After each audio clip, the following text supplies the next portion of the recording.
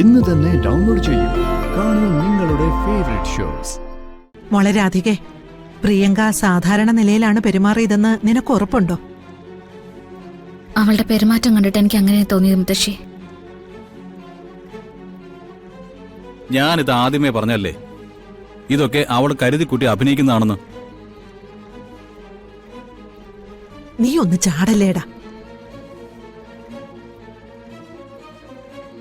ഇത്രയും നാള് അവള് കൊണ്ട് നടന്ന ഗർഭം ഇപ്പോ ഇല്ല. അത് നമ്മൾ പൊളിച്ചു.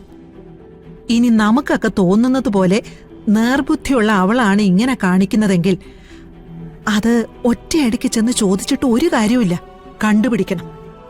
കണ്ടുപിടിച്ച് മറ്റുള്ളവരെ കൂടി ബോധ്യപ്പെടുത്താവുന്ന അവസ്ഥയിലെത്തിക്കണം. അതാ മുത്തശ്ശി വേണ്ടത്. അല്ലെങ്കിൽ ഉടനെ തന്നെ ഓടും പോലീസ് സ്റ്റേഷനിലേക്കും കോടതിയിലേക്കും ഒക്കെ. രണ്ടിനെ അങ്ങ് കൊന്നു കളഞ്ഞാൽ ഈ പ്രശ്നം തീരും. എന്നാ ചെല്ല്, അടുക്കളയിൽ നിന്നൊരു വെട്ട് കത്തി ഞാൻ തന്നെ എടുത്തരാം. വന്ന് എല്ലാരും അങ്ങ് തീർക്ക്. അതോടുകൂടി എല്ലാം അങ്ങ് ശരിയാവുമല്ലോ.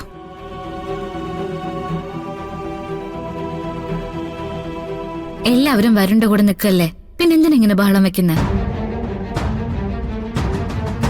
വരണേ, അവൾ ഇന്ന് എന്തായാലും നിന്റെ മുറി കയറും. നീ എന്താ തീരുമാനിച്ചിട്ടുള്ളത്? അവള് പറയുന്ന പ്രകാരം അവളെന്റെ ഭാര്യയല്ലേ. വരട്ടെ മുത്തശ്ശി, ഞാൻ നോക്കിക്കോളാം. എങ്ങനെ സ്വീകരിക്കും? അവളുടെ ജീവിതത്തില് അവൾ ഒരിക്കലും മറക്കാത്ത രീതിയിലുള്ള ഒരു സ്വീകരണം, അത് കൊടുക്കാനാ ഉദ്ദേശിക്കുന്നത്. എടാ വരണേ, നീ നമ്മുടെ ചന്ദ്രൻ മാഷിന്റെ അടുത്ത് പറ്റിയ തന്ത്രമാണോ ഉദ്ദേശിക്കുന്നത്? അതെ ഏട്ടാ. ഏട്ടാ അതുപോലെ മതി. അതേതാടാ ചന്ദ്രമാഷ്? മുത്തശ്ശി, 3-4 കൊല്ലം മുമ്പ് നമ്മുടെ വല്യവിളെ കിടക്കുന്ന ഒരു വീടുണ്ടല്ലോ, അവിടെ ഒരാൾ താമസിക്കാൻ വന്നില്ലേ, ഒരു ചന്ദ്രൻ മാഷ്. ഓ, അയാളോട് വീട് ഒഴിയണോന്ന് പറഞ്ഞിട്ട് അയാള് സമ്മതിച്ചില്ല. അയാളല്ലേ? അത് തന്നെ. എന്നിട്ട് പിന്നെ എന്താ ഉണ്ടായത്? പിന്നെ എന്തുണ്ടാവാനാ, ഒരു ദിവസം പാതിരാത്രി അയാൾ ഇവിടെ വന്ന് ബെല്ലടിച്ചു.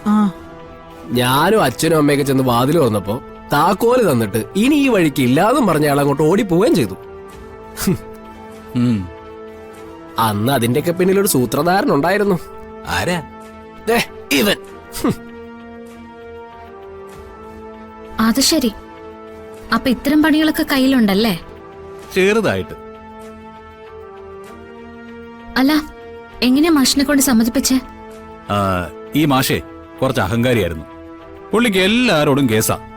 വാടക ചോദിച്ചാ കേസ്, വാടക വീട്ടിൽ നിന്ന് ഇറങ്ങാൻ പറഞ്ഞ കേസ്, വഴിയിൽ അയാളെ നോക്കി നിന്നാ കേസ്. അങ്ങനെ കേസിന് വേണ്ടി മാത്രമുള്ളൊരു മനുഷ്യൻ. പക്ഷെ അയാളോടൊരു കേസിന്റെ കാര്യത്തിന് പോയി നമുക്ക് നമ്മുടെ സമയം കളയാൻ പറ്റുമോ? അതുകൊണ്ടൊരു 30 മിനിറ്റ്സ് പ്രോഗ്രാം.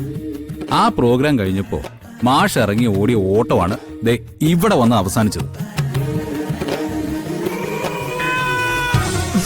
അതെന്താണെന്ന് പറയടാ, ഒന്ന് കേക്കട്ടെ. പറയാം മുത്തശ്ശി. പറച്ചില്ലല്ല, നമ്മളത് വീണ്ടും ഒന്ന് റീക്രിയേറ്റ് ചെയ്യാൻ പോവാ. പ്രിയങ്കയ്ക്കും അവളുടെ മുത്തശ്ശിക്കും വേണ്ടി. എടാ വരണേ, എന്നാ പിന്നെ നോക്കണ്ടാ. നാളെ രാവിലെ 2 എണ്ണവും പേടിച്ചരണ്ട് എവിടെങ്കിലും ചത്ത് കിടക്കുന്നുണ്ടോ നോക്കിയാ മതി.